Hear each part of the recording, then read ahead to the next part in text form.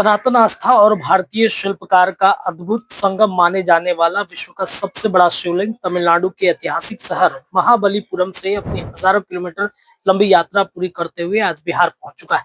यह शिवलिंग पूर्वी चंपारण से प्रस्तावित विराट रामायण मंदिर परिसर में स्थापित किया जाएगा। बिहार में प्रवेश करते ही इस दिव्य शिवलिंग ने भक्तों की आस्था का सैलाब खड़ा कर दिया है।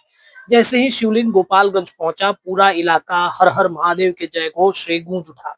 सड़कों के दोनों ओर श्रद्धालुओं की भीड़ उमड़ पड़ी। ढोल, नगाड़े, शंखनाद और वैदिक मंत्रोच्चारण के बीच शिवलिंग का भव्य स्वागत किया गया। शिवलिंग के दर्शन को लाखों लोगों की भीड़ उमड़ पड़ी। गोपालगंज में शिवलिंग के आगमन की खबर फैलते ही आसपास के जिलों से भी श्रद्धालुओं की बड़ी संख्या पहुंचने लगी। महिलाओं ने कलश लेकर पूजा अर्चना किया, युवाओं ने भगवा ध्वज थामे शोभा यात्रा निकाली, जबकि बुजुर्गों ने भगवान शिव के चरणों में शीश नवाया है। तस्वीरें आपके स्क्रीन पे चल रही होंगी, जहां पर गोपालगंज में शिवलिंग पहुंचते ही कैसे पुलिसकर्मी भी वहां पर पूजा अर्चना कर रहे हैं।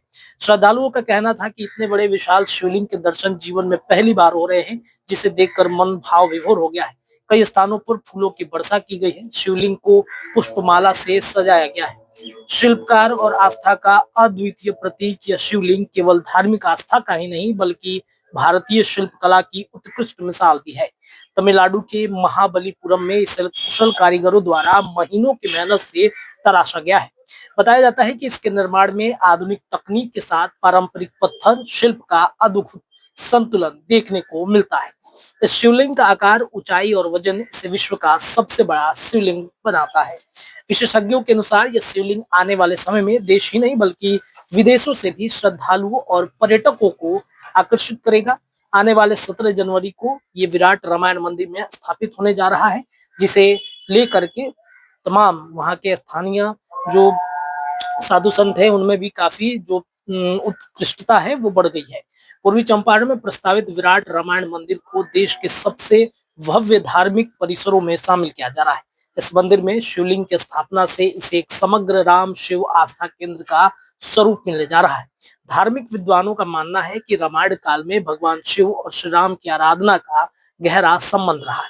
ऐसे में मंदिर परिसर में इस शिवलिंग की स्थापना श्रद्धालुओं को आध्यात्मिक रूप से और अधिक जोड़ने का कार्य करेगी।